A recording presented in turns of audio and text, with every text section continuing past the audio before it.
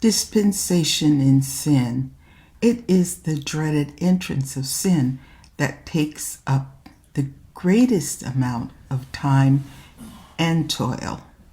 Yet because of the Son of God's preordination with all authority to provide salvation to the complete soul of mankind, the Godhead's comfort, as indicated, brings needed relief. It is as in all time dispensation events that the Lord Christ Jesus, soul-restoring presence with man, starts with the intervention by love's intentions revealed. Genesis 3:1.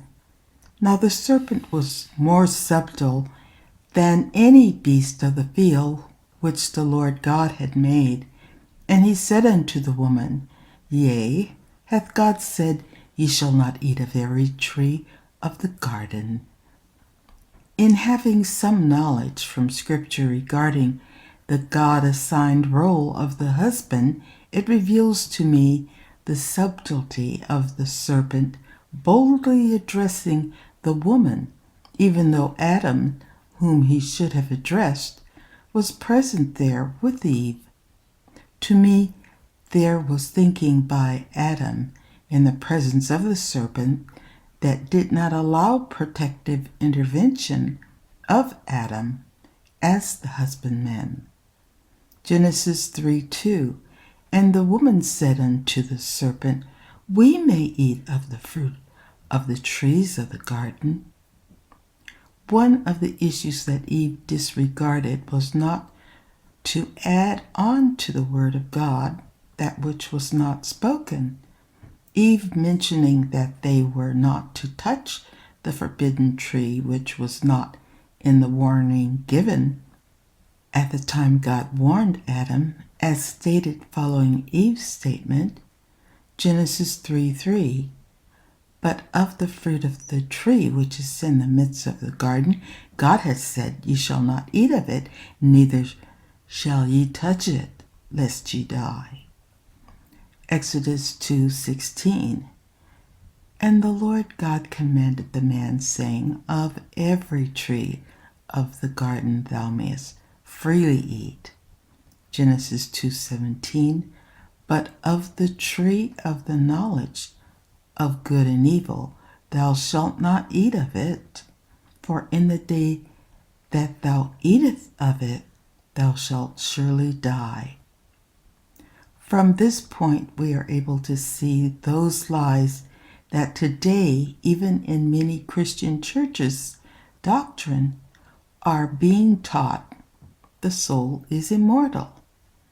Genesis 3:4. And the serpent said unto the woman, Ye shall not surely die. When church-going people are taught the soul is immortal and lives on in heaven or hell, the devil's intentions to deceive and turn people against God is ongoing in every dispensation of time. Devil's lies with accusations. Genesis 3:5. For God doth know that in the day ye eat thereof, then your eyes shall be opened, and ye shall be as gods, knowing good and evil. The previous verse reminds me of the unfortunate attitude that is a great part of the dark world's thrust to protect their rights, that God's restrictions are trying to keep them from enjoying life. The devil's lies with accusations has promoted the claims of people that they are as God, are divine, answering to no one but self, and most sorrowful that there is no sin. Genesis 3:6.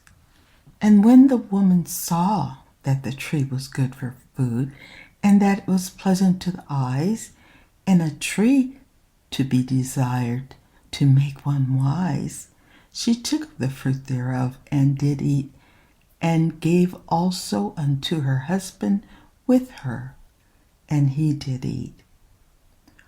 All areas of sin by Eve were accepted: the lust of the flesh, the lust of the eyes, and the pride of life. The work the devil did on Eve in Adam's presence had Eve appearing to want to please the serpent's appeal, and ended up with Eve desiring the whole tree. From having been a detox and a psychiatric nurse at one time, I pick up the action of the devil in even having someone initiate an action which draws other persons to accept a condition or substance that is soul-defeating, as all of humanity is affected. Genesis 3:7.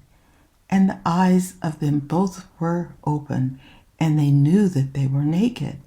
And they sewed fig leaves together and made themselves aprons. Genesis 3:8. And they heard the voice of the Lord God walking in the garden in the cool of the day, and Adam and his wife hid themselves from the presence of the Lord God amongst the trees of the garden. Genesis 3:9. And the Lord God called unto Adam and said unto him, Where art thou? Genesis 3:10. And he said, I heard thy voice in the garden, and I was afraid, because I was naked, and I hid myself.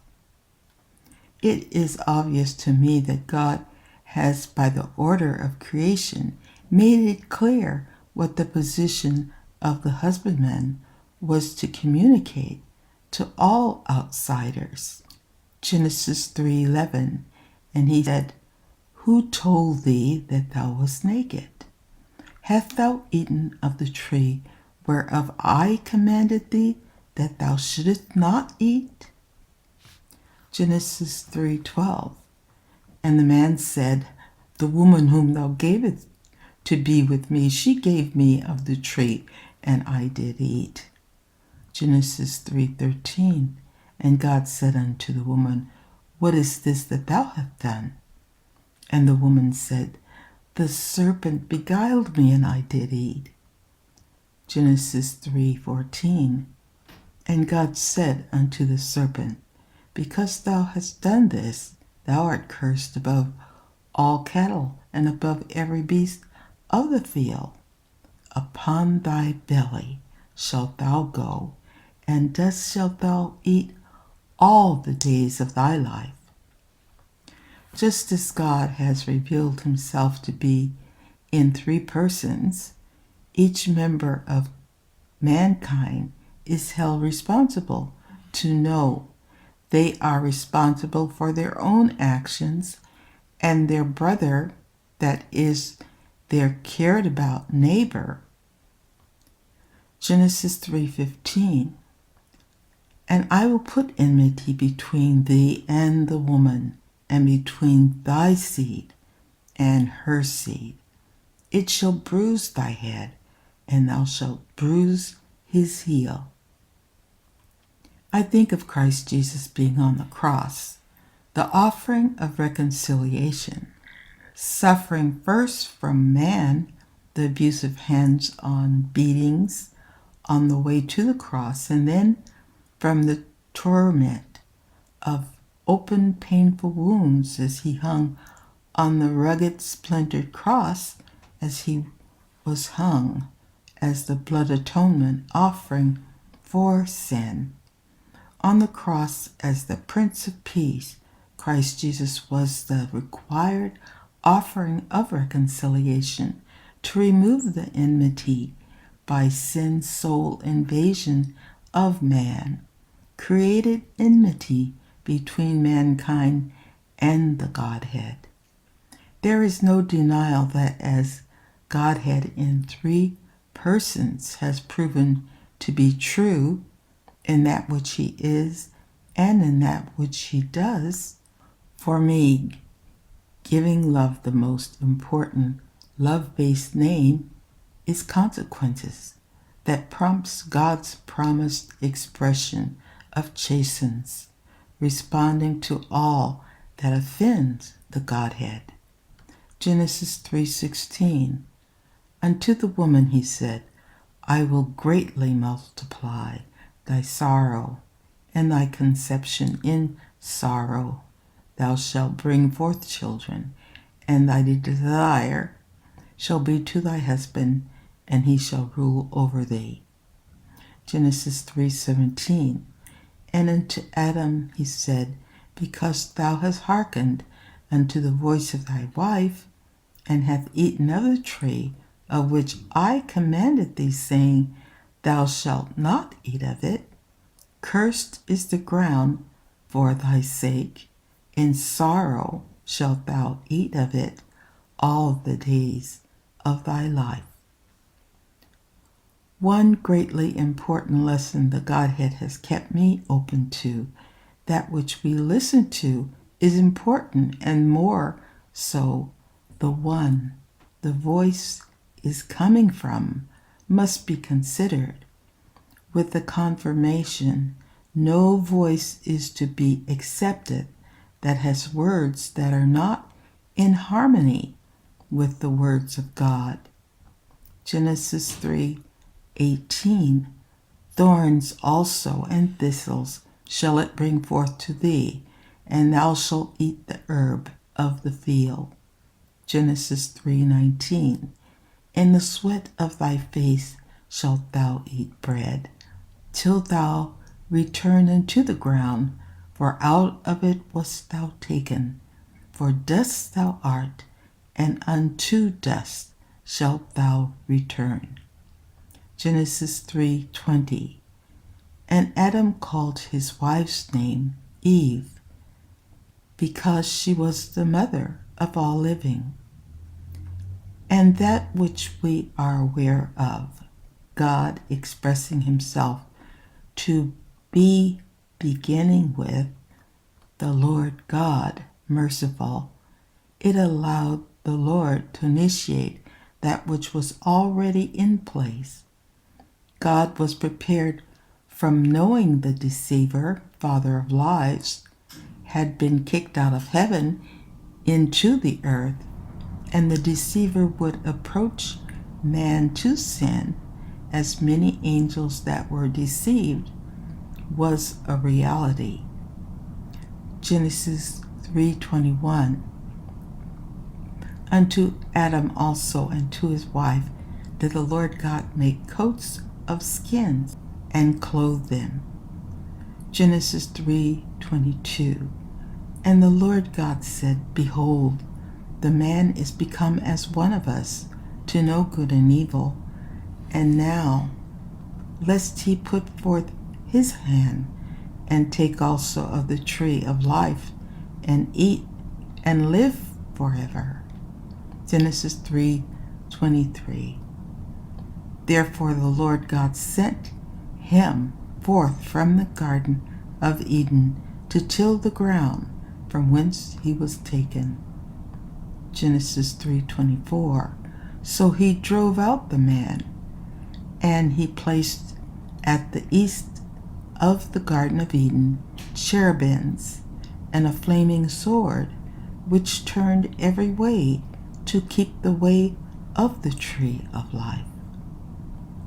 The dispensation of the Son of God, as he is the one noted to be in contact with mankind during all of man's life encounters, and in being noted as the one person preordained with all authority in heaven and earth, the Son is identified as the one with all authority and was elected to govern in heaven and earth as the head above all things, as preordained by the Father's love of the Son, making the Son of God creator of all things and principalities and laws.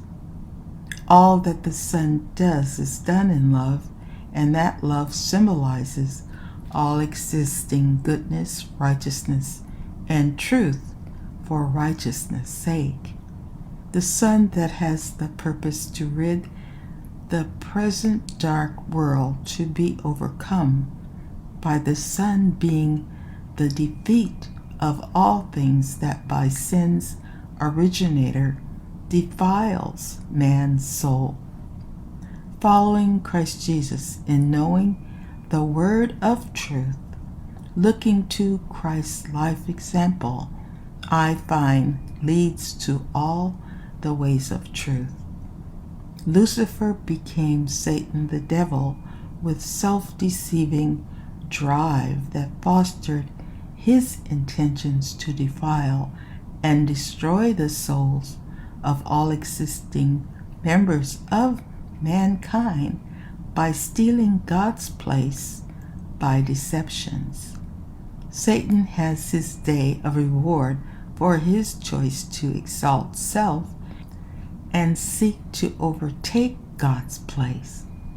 The work of the devil as the thief in all events of time, dispensations, is fully intended to move mankind to exist with constant acts of rebellion towards God. John 10:10, the thief cometh not but for to steal, and to kill, and to destroy. I am come that they might have life, and they might have it more abundantly.